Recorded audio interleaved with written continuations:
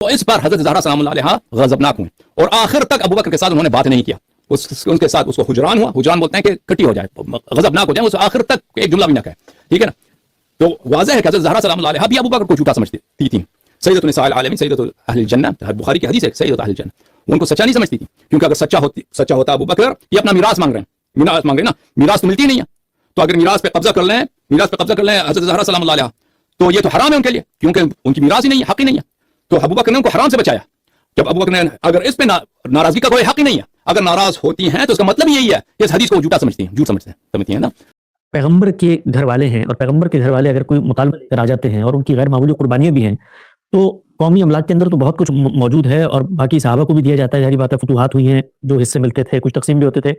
تو جس طرح کی ڈیلنگ کا طریقہ کار سامنے آتا ہے, اس میں یہ کہ بالکل قانونی طرح کی ڈیلنگ ہوئی ہے کہ بھائی جو وہ چھوڑ کے گئے تھے اسی طریقے سے لے گا, ملکیت ملے گی. یعنی کوئی احسان کا معاملہ پیغمبر کے گھر والوں کے ساتھ غیر معمولی محبت. وہ کہتے ہیں کہ میں اپنے اشاروں سے زیادہ کروں گا, لیکن دوں گا صرف وہی جو طے کر کے گئے ہیں. یعنی اتنی اراضی, اتنی فتوحات, اتنی ملکیتیں قومی خزانے میں موجود تھیں, تو کچھ اور دینے میں کیا حرج تھا؟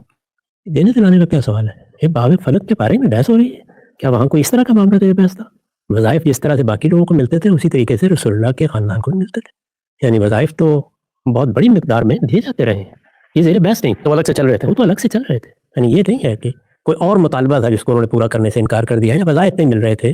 اس میں نہ صرف یہ کہ وظائف ملتے تھے, ان کی آپ تفصیلات پڑھیں تو معلوم ہوتا ہے کہ سب سے زیادہ وہ خاندان رسالت ہی کو دیے جاتے تھے. اچھا, اسی طرح اکابر صحابہ, اسی طرح بدری صحابہ, سب کے لیے ان کی خدمات کے لحاظ سے وظائف مقرر کیے جاتے تھے. اللہ تعالیٰ نے بہت کچھ دے دیا تھا. یعنی ایک عظیم سلطنت وجود میں آ گئی, اس میں سواد عراق کی زمینیں تھیں, وہ تو جو آمدنی کی سنبھالی نہیں جاتی تھی کچھ دیر کے بعد, تو بہت خطیر رقمیں وظائف میں دی جاتی رہی. بنو امیہ بھی دیتا ہے اسی طریقے سے. تو زیر بحث یہ نہیں تھا. زیر بحث ایک خاص اراضی تھی, خاص باغات تھے جن کو حضور نے اپنے خاندان کی ضرورتوں کے لیے خاص کیا ہوا تھا. ان کا ایسے ہی خاص رہیں گے, میں ان میں کوئی تصرف نہیں کروں گا اپنی طرف سے, لیکن یہ قومی املاک ہے اور یہ اسی حیثیت سے رہیں گی. یعنی گویا حکومت کے پاس رہیں گی اور وہ لوگوں کے حقوق ادا کرتی رہے گی. یہ بہت سادہ بات ہے. میں یہاں ایک چیز کی طرف توجہ دلاؤں, وہ یہ ہے کہ چیزوں کو دیکھنے کے دو زاویے ہیں. یہ اس وقت بھی تھے, یہ آج بھی ہے, یہ قیامت تک رہیں گے. آپ حسن ظن کی جگہ کھڑے ہو کر دیکھیں. جب آپ حسن ظن کی جگہ کھڑے ہو کر دیکھتے ہیں تو آپ کو شدید اختلاف بھی ہو جائے, تو آپ یہ کہتے ہیں کہ ان کی بدلائل یہ رائے ہوگی, مجھے ان کی رائے سے اختلاف ہے. مثال کے طور پر مجھے اگر پورا اطمینان ہو جاتا ہے اس بات پر کہ سیدہ کا استدلال زیادہ صحیح ہے, تب بھی میں یہی خیال کرتا کہ سیدنا صدیق کے خیال میں صورتحال یہ تھی. انہوں نے جو رائے قائم کی وہ اپنے استدلال کے لحاظ سے قائم کی. وہ استدلال غلط بھی ہو سکتا ہے, صحیح بھی ہو سکتا ہے, لیکن میں ان کے بارے میں کوئی بددنی نہیں کروں گا. میں نے بارہا اپنے اہل تشیع بھائیوں کو یہ مشورہ دیا ہے کہ وہ اپنے پورے موقف پر قائم رہیں. مخالفین کے بارے میں یہ مان لیں کہ ان کی رائے سے یا ان کے مقدمات سے ان کا اختلاف دلائل کی بنیاد پر, اور یہ کہہ دیں کہ ان کے دلائل کمزور ہیں, ہم ان کو نہیں مانتے. یہ سارے جو کچھ بھی اختلافات ہیں یہ اگلے دن بالکل ختم ہو جائیں گے. یعنی اختلافات رہیں گے لیکن مخالفتیں ختم ہو جائیں گی, طعن و تشنیع ختم ہو جائے گی, نفرتیں ختم ہو جائیں گی. یہ بات یہ ہے کہ میرے اور آپ کے درمیان ایک جائیداد کے بارے میں کوئی مسئلہ ہو گیا ہے. ایک رائے آپ کی, ایک میری ہے. ایک یہ ہے کہ میں یہ کہوں کہ ان کی تو نیت خراب ہو گئی, انہوں نے قبضہ کر لیا اس کے اوپر.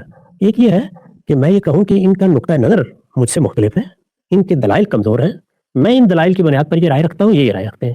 مذہب میں بھی اگر یہی رویہ اختیار کر لیا جائے, عقائد میں بھی یہی رویہ اختیار کر لیا جائے, تفسیر میں بھی یہی رویہ اختیار کر لیا جائے, تو پھر مسلمانوں کے اندر 1000 مدرسہ فکر ہو, کوئی خرابی نہیں ہوتی. پھر وہ مدارس فکر ہی رہتے ہیں.